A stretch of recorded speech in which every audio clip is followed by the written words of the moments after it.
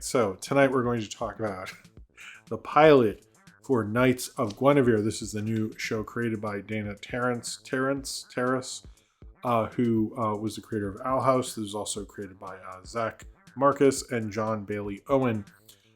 This is made by Glitch Productions, and to be honest with you, I was surprised it was made by Glitch Productions looking at the animation and the writing, because even for YouTube, I'm more used to most of when I review pilots, I'm like, well, the animation is really cool, but this sort of means nothing.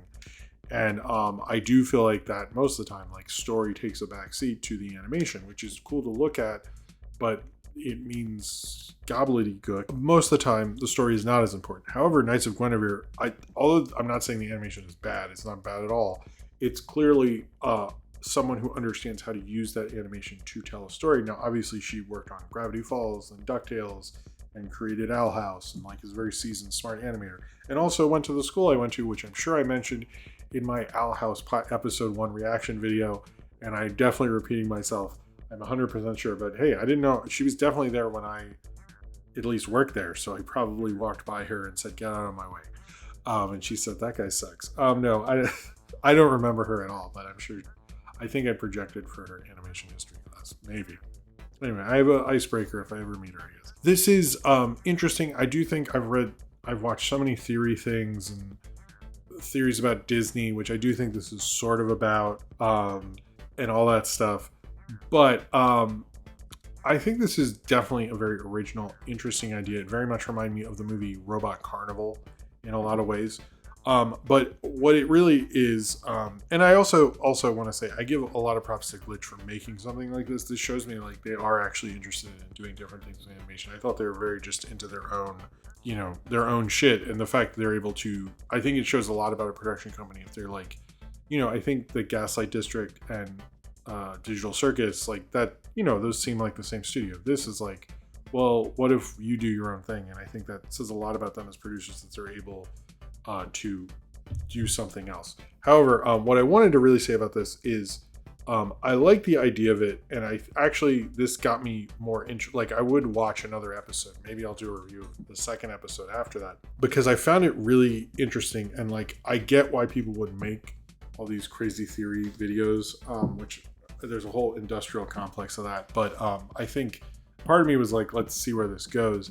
But it was interesting seeing these two women, Andy and Frankie, who are kind of like living this kind of like, I guess, this theme park planet, where they like, I don't know, it's hard to, man, this is hard to describe, but it's basically like a theme park, and the main thing is this android Guinevere, who's kind of everything.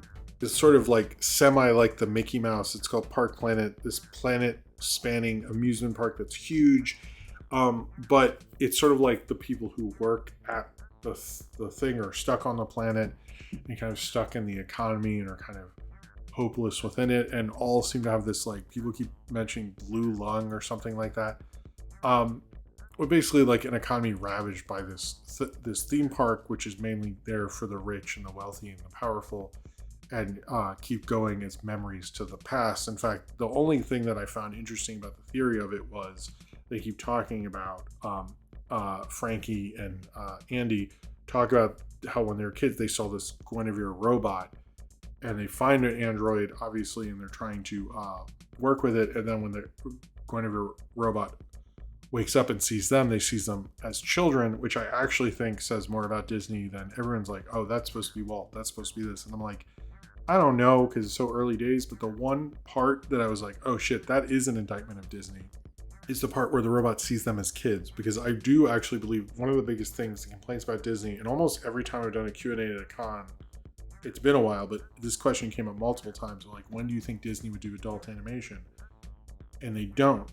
And part of it is like the Disney adults love kid animation, and it's totally cool to like kid whatever you like, but it's kind of the view of Disney as a thing. And if you look at Dan Terrence and how Owl House went out and all this stuff, how they're like, oh, that doesn't fit the brand even though it's doing well, so it's done. It's like Disney kind of views its audience effectively overall just as children.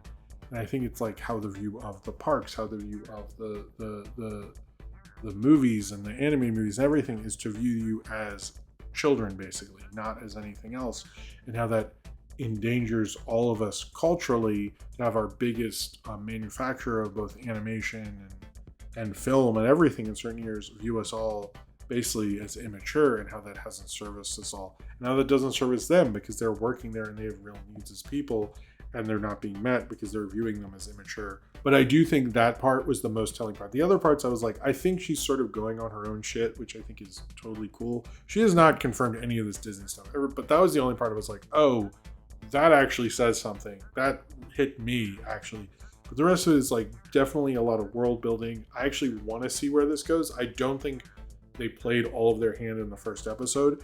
And the fact that I guess these are gonna, I'm not sure when the second episode's gonna come out, but seeing how Glitch, I don't watch all the Glitch stuff, but I'm aware when these things drop because I'm in the animation Twitter, whatever.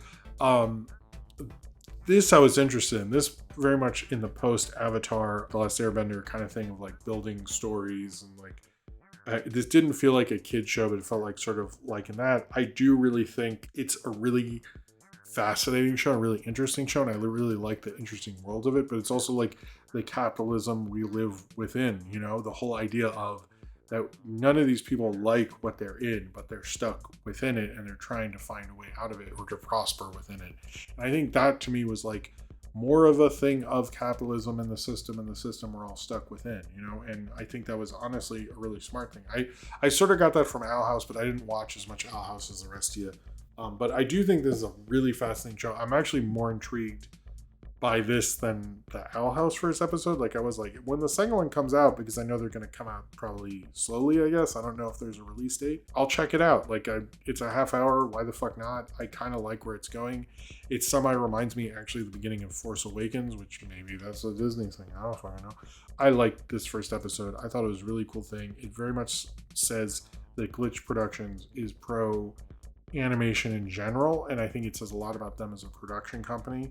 I think Dana Terrence is a really smart creator, really smart writer, was able to combine things from like, you know, I know she does like more horror sketches and stuff I saw in various places than she does in Owl House, so she's able to bring out that side more, and you can really see that, which I think is a smarter way to age it up and felt naturally artistically.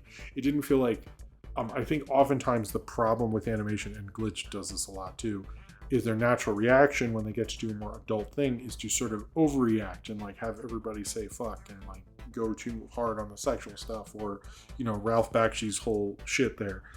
This didn't do that. She didn't play all for her, like she didn't do everything right away. The gore and all this stuff felt very appropriate for the story. Even the weird stuff didn't feel like a weird deviation to like show off animation wise. It was a very smart, very great laid out thing. It might be probably the best animation pilot I've seen pushed on YouTube in years and maybe ever. It is remarkably well done, remarkably well written and well directed by her, and really knew what it was doing and the point of what it's doing, or at least for now. I'm really curious to see where it's going. I thought this was an excellent pilot, actually. I really like that they kind of, it's really good animation, but it didn't go off in the showy direction. She very much kept within her vision and didn't appeal to what almost all of these fucking things do. I wouldn't expect her to, because most of them are like, look what I can do, and she's like, bitch, I made the Owl House, I ain't doing that shit. So I mean, why should she? And you can see that's about it. So I think she's a very smart director, very good writer, and I like where this is going. Maybe eventually I'll see the Owl House, I don't know, but I really did like where we're going with this. Really curious to see how these people evolve and work within this amusement park planet and like the capitalism, the evil capitalism society they're stuck in, and what's going to happen with the Guinevere robot and what the Guinevere robot means overall and the history of it. It's very much like just a tiny little sample of what could come from this world, and I find that to be really fascinating. I get why there's all these theory videos, because you just want to dive in even more. I would say I'm definitely in for more Knights of